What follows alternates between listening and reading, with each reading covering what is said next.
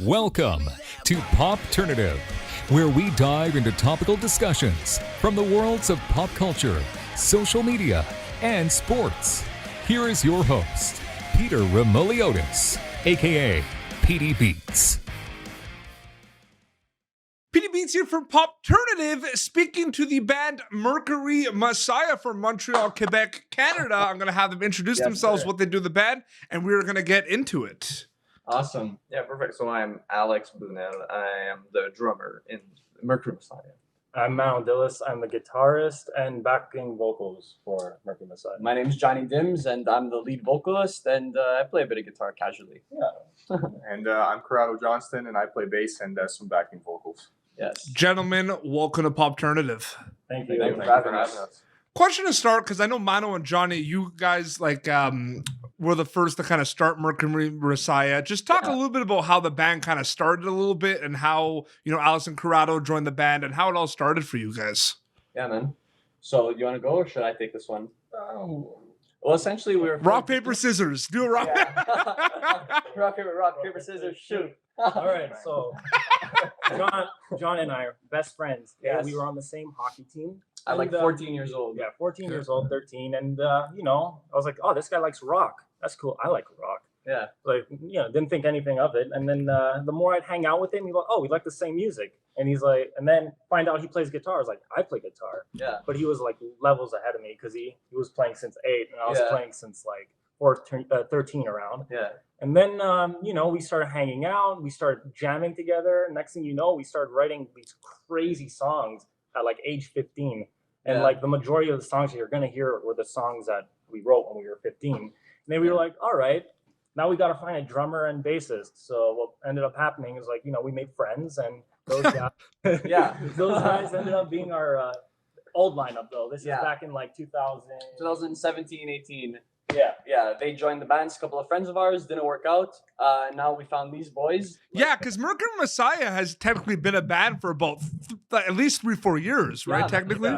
Yeah, exactly. Yeah. So we went through our first drummer, bassist, and other guitarist, and through some lineup changes, we've kind of found our guys, and we've gelled officially as kind of a unit now. It was actually pretty funny. The way we found him was like Vamper. And it's like essentially a musical Tinder. Yeah. Nothing sexual. It's like you just get together and you jam. It's like it's pretty cool. And we found him. This guy. I swiped right on him. Yeah. I saw him like, oh man, he has a cool look. Like, I did not know that existed. That is interesting. And then he walks in my garage, and then we're just like, "What's up?" He's like, "We had no idea he was French." And we were like, "Oh, sick, okay." And then we were like, learn Fly By Night by Rush and Good Times, Bad Times by Zeppelin. And we jammed to that. And then we played, we jammed, it clicked. Then this guy, oh my God, this guy's an ass. This guy's a real ass. That's a long story. We were with the original members back in 2000. Corrado, you'll have a chance to say your side of the story. Don't worry.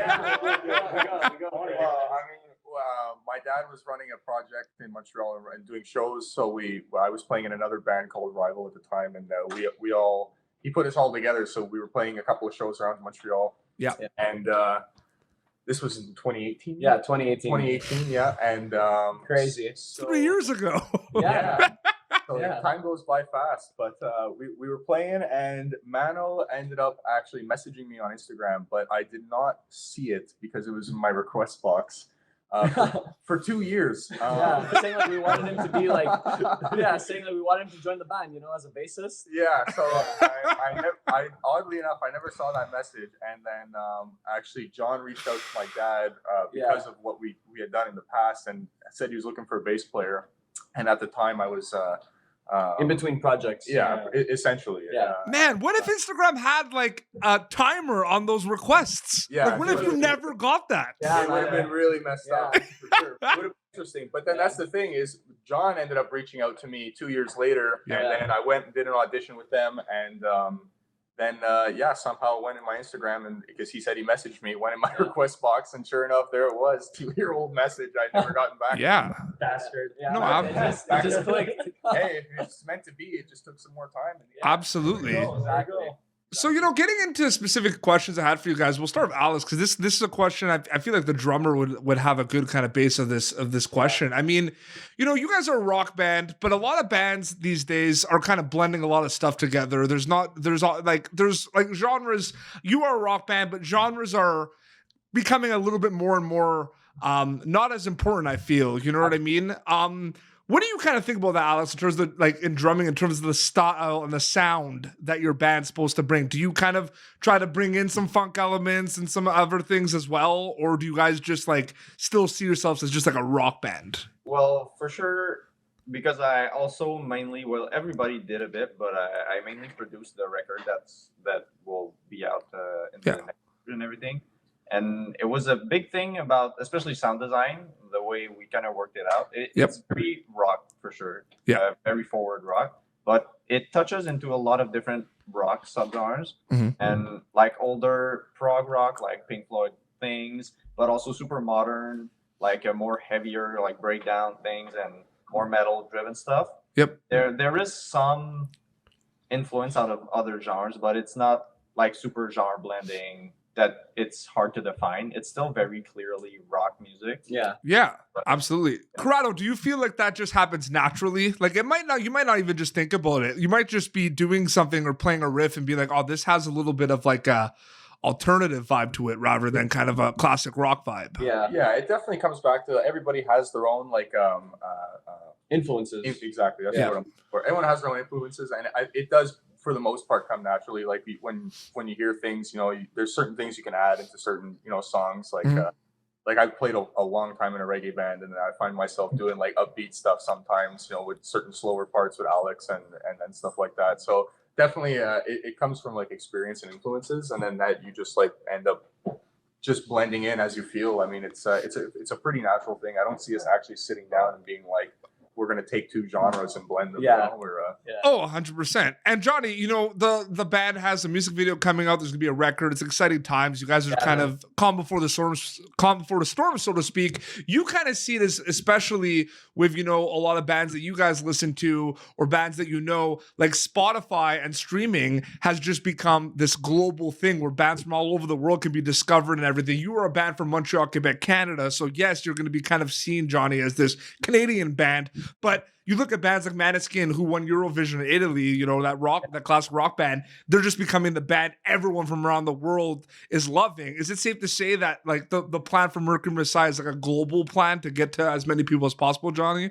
Well, yeah, man, that's the thing, is that we just signed with Dovetail Entertainment. Yep. Who have global distribution through Ingroove's Universal Music Group. So what that means is that all of our releases will be on a global scale. Yeah. So it's super exciting, you know, and we're going to try to, you know, make our way onto Spotify playlists as well.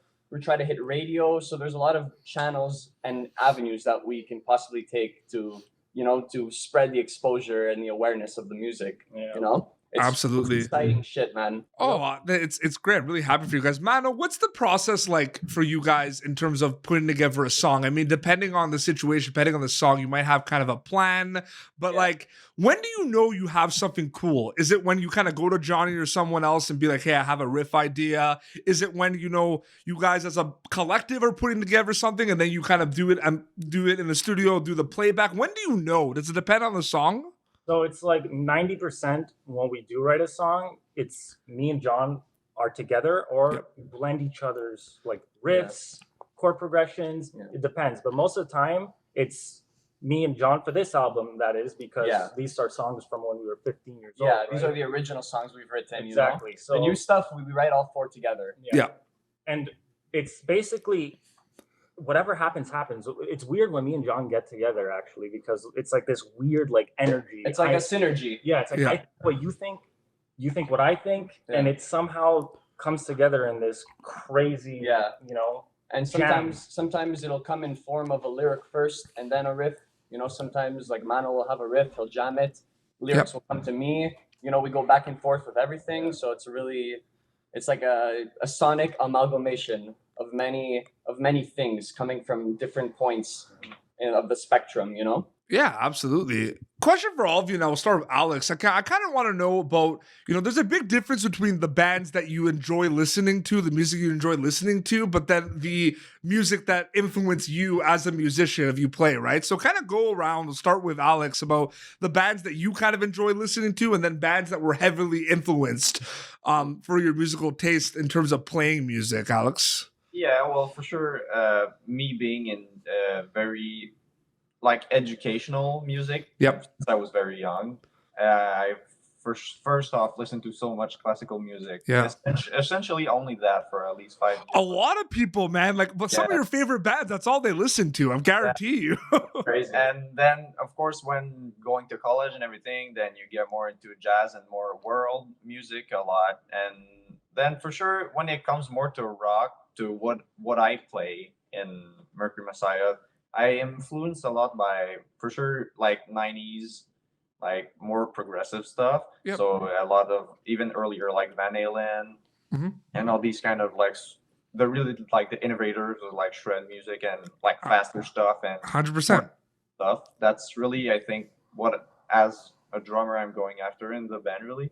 And yeah, a lot of modern players, just even sometimes solo like drummer artists like Thomas Lang, Virgil Donati, certain Thomas Lang, man. So I'm obviously a bit older than all of you guys, but I remember so for me, like in high school, the early like YouTube days, one of like Thomas Lang's like drum trick videos was like the one everyone watched like all over the place. Yeah. Which is awesome. Mano, what about you? I kind of know what they are, but you can tell my viewers. like my influences? Yeah, absolutely. So just Rush, man. Oh, really? I had no idea. Okay, so first, this is how it goes. And I thought about it. It's Rush, and then Zeppelin, and then it's Beatles, and then Yes. Those are my 4 big ones, and Pink Floyd. I don't know if you guys know. I'm sure it's got brought up, but my dad and Mano's dad used to play in bands together. Yeah. Wow. Yeah. No way. Yeah, okay. That's sick. Yeah, back in the day. So that's Now it's interesting. like the next generation. You're interviewing him, us. I know, man. It's full circle. It's exciting. It's exciting. Johnny, what about you? Honestly, man, I love all kinds of fucking music, all kinds of rock. My favorite band is probably tied between Zeppelin and The Doors. I really have a soft spot for The Doors for some reason. I don't know. The lyrics appeal to me a lot. I also, what actually initially got me into music was Slash from Guns N' Roses. I just admired him so much. His charisma, his versatility on the guitar. So yeah, just listening to that. Exactly, man. The Beatles, the Rolling Stones, etc., Absolutely. Corrado, what about you? Yeah. I mean, like, in terms of like the classic influences, is for sure like Led Zeppelin, Pink Floyd, Supertramp, and Rush are like my 4 tops. But recently, like Alex has shown me a band like Dirty Loops, who like are insane power trio and like all incredible musicians. And that's the thing. My playlist literally varies from rock, metal, country, and there's some Disney songs in there. So like, I literally listen to anything with a good bass line or a good, like structure, and anything that's well put together. I love good songs. Yeah, absolutely. So for this next question, I mean, it's more of kind of like, I just kind of want to talk a little bit about, the fact that you guys have a new record coming and everything. And it's interesting because I've interviewed a lot of bands on our show, bands that have had a lot of success, members of like Bowling for Soup, August Burns Red, Everclear, all those guys. And I asked them about their big hits and stuff. Like, did you know those songs were going to be as popular? Those were going to be the ones. And they're like, honestly, sometimes you have no idea. So you guys are putting together this record and everything. And we'll start with Mano. And you're putting together this record. You have this idea of what songs it's going to be. But you never know what's going to really happen, right? Like, you might put out a single, but there might be like track 5 that's just there that might not maybe have made the record, that it's like the most streams on Spotify. Have you thought about that a little bit, Mano? So yes, and the reason this is what we basically do. We make a song, we record it, all that, get it mastered, mixed, and then we show 50 people, 100 people of our friends, family, and we just all get the reactions.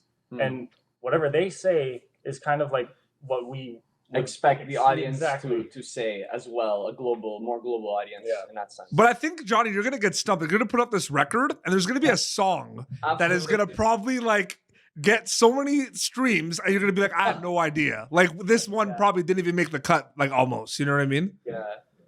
That's so crazy. I find just like that unknowingness, going in with a list of songs and just you don't know what's gonna happen, So we're really excited to get this stuff out. Essentially, what we're gonna do is we're releasing a single, August 20th, and we are also gonna do an EP later in the fall, a 6-song debut EP. Yeah, absolutely. And the record the full scale record will probably come out like next year, 2022. The way it's looking. Yeah. Because originally our plan was to put out a debut record. Yeah. But ever since now that we got signed to Dovetail Entertainment and Michael Barbie, who was Greta Van Fleet's ex-manager, is now our manager, it kind of rewired and changed a lot of the timeline of it, So now it's Corrado. There's like more pressure now to make sure because like 6 songs isn't that many songs, right? Yeah, man. Yeah, it's essentially it's a giant tease. That's what we're gonna do, Absolutely. Yeah. But have you guys thought about have you thought about what the selection, like Johnny and Mano probably talked to you guys and Alex, have you thought about, has it been hard to pick what 6 are going to be on? It's always hard. I mean, there's a lot of work and love, put into all of the songs that we've done so far. Exactly. So of course you want to show the world everything, but you have to space it out. So, we have certain ones that we think people will react to better, and then other ones that might be more self-indulgent in some ways. Absolutely. I think we have we've already pretty much picked our songs that we're going to be putting out, and I think we have good choices. And I think we didn't take everything and put all our best songs on the EP. There's definitely going to be more stuff that people a tease, like Johnny said. Absolutely. Exactly. Alex, will we have blast beats on this EP? No. Maybe the album, maybe. Yeah.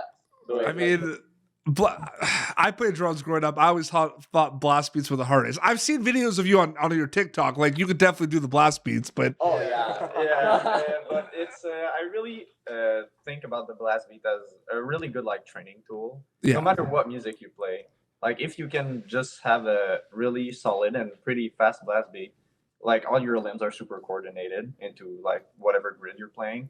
So if you have a really solid, not necessarily super fast, but a very precise blast beat, you can translate in so many different music types. Oh, absolutely. Gentlemen, I wanted to thank you all for coming on Popternative, the chat. I really appreciate it. Dude, man, it was a pleasure having us. Absolutely. Plug away. So stuff's on the way. Where can people follow you on social media? Plug away. And then plug your personal handles as well so they can keep up with you guys. Start with Johnny. Okay, at Mercury Messiah is our band page. My Instagram is at johnny.dims. Yep. Corrado?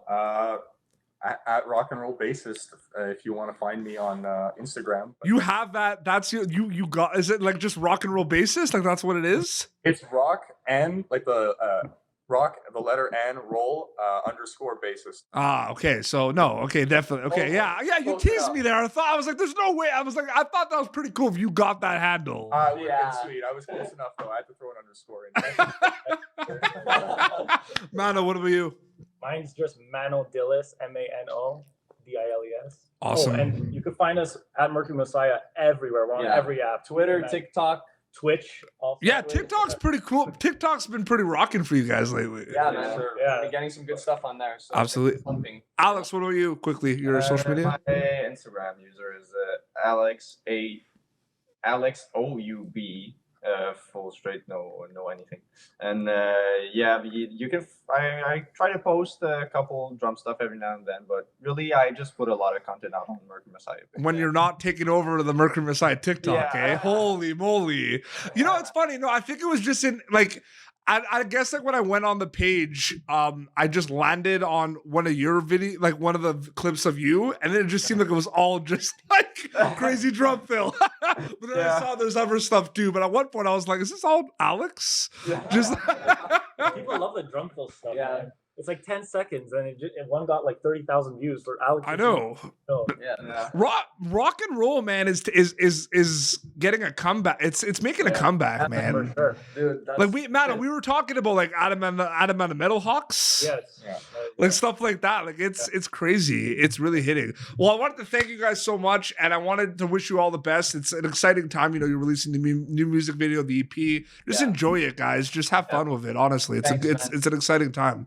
This has been Popternative, youtube.com/Popternative for previous episodes. Be sure to follow Mercury Messiah wherever on social media. Until next time, this is Alex, Mano, Johnny, Corrado from Mercury Messiah, and PD Beats signing off. Thanks, Peter. Thank you for tuning in to Popternative. Make sure to check out our past episodes of Popternative on YouTube. Be sure to like Popternative on Facebook and follow us on Twitter. This has been an Autograph Communications production.